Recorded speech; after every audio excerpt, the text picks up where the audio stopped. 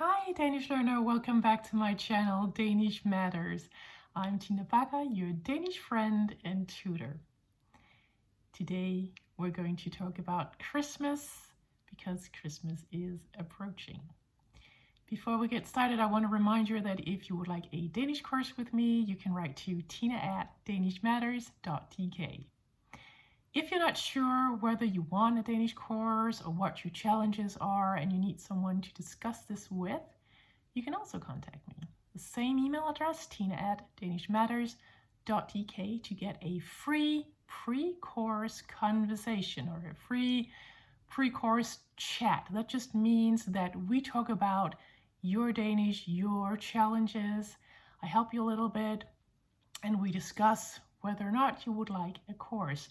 There are no strings attached. Maybe you just need someone to discuss your Danish with. That is also fine. You just email me in order for us to schedule a time where you and I can meet. Now, if we talk about Christmas in Denmark and all over the world where they celebrate Christmas, there are different traditions, and I would like to talk about lights today. So in the near future, you will get videos about Christmas. Today, I would like to mention that we have what we call a kalenderlys. A kalenderlys is a calendar light, that is a calendar candlelight. It looks like this. You've probably seen them in the stores already. They have numbers from 1 to 24 right here, which is, in Denmark, the date where we celebrate Christmas Eve. And in Denmark, that is when we get our Christmas presents. So in some countries, normally the English-speaking countries, it's the 25th and it's in the morning. That counts. It's that one that is the important one. That one is not on this candlelight because we don't really celebrate that day. It is still Christmas Day, but there's just no really traditions there. Some people just veg out after Christmas Eve, they just relax, or they might meet up with friends or family who they haven't celebrated Christmas with. So, but in order to get to that part, we start December 1st.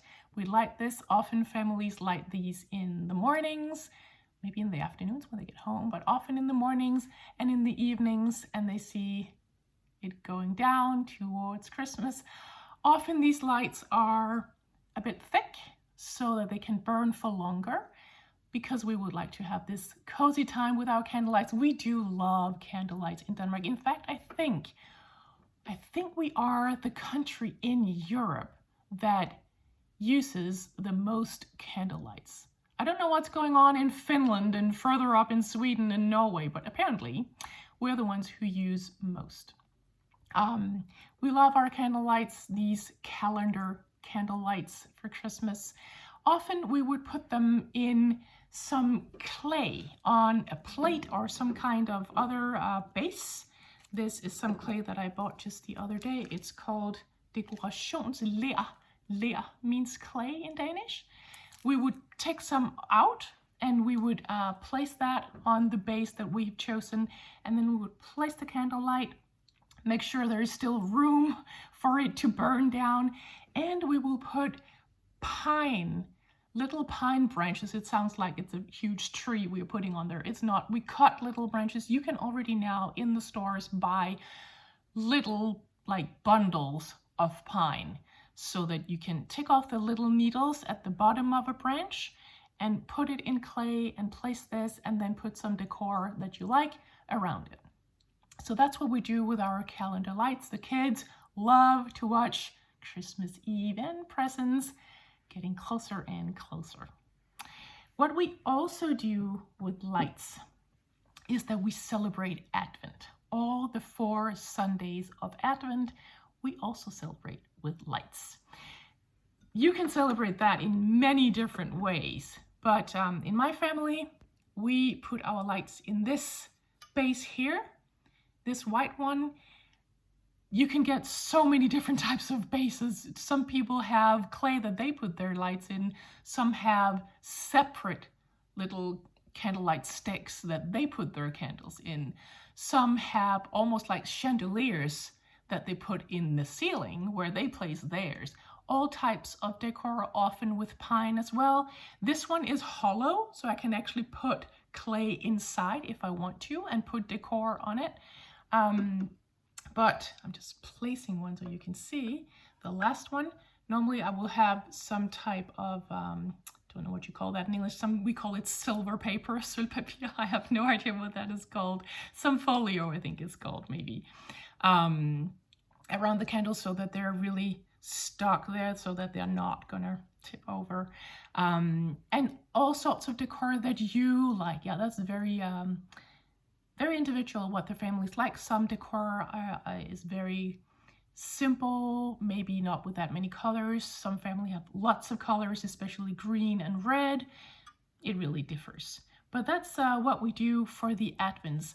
And there are two different traditions. Either you burn one candle each Advent, that is, you don't have to burn the whole thing down because you need it also to burn when you burn the next one. So they burn together. So now this is the first Sunday of Advent, this is the second one, and they burn together. So first there's only one burning, then they burn together, then the next one burns together with the two others, and the fourth one burns together with the three others. So the last Sunday of Advent, the fourth one, they're all burning, but at different stages, yeah, different levels. Or the other tradition is that you light all of them each Advent Sunday. In my family, we like to really mark which Sunday it is, so we only light one at a time. On our Christmas trees, we also have lights.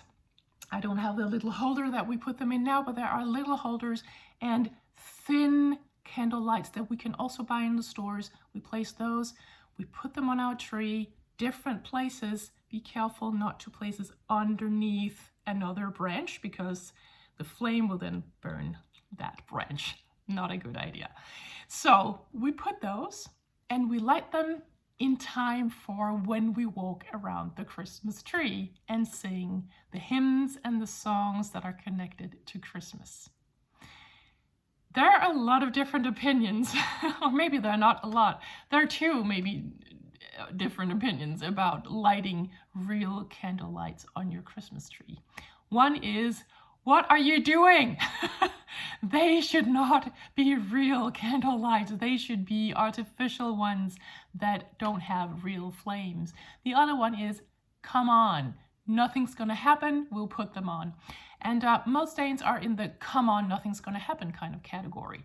So we put these on, and actually I have, of course, heard of trees burning, but I have never witnessed it myself. I have never heard of any friends and family who have seen it, and they haven't experienced that themselves either. It is really, really rare.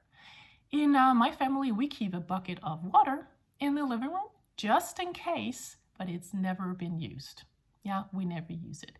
Someone is always keeping an eye on the tree and the lights after we are finished dancing around the tree. And we sit down to get our presents. And at one point, someone's gonna say, okay, I think we need to put out the lights now because there's only this little left of them left. Yeah, a little bit of, a little piece of them left. It's going fine. Yeah, there's nothing bad's happening. So yeah, that's also the kind of light that we have, the Christmas Eve lights. I hope that you now have a little bit more of insight into the Danish Christmas traditions about lights. I want to remind you that if you would like a Danish course with me or a free 15-minute chat about your Danish and a Danish course you can write to me at tina@danishmatters.dk.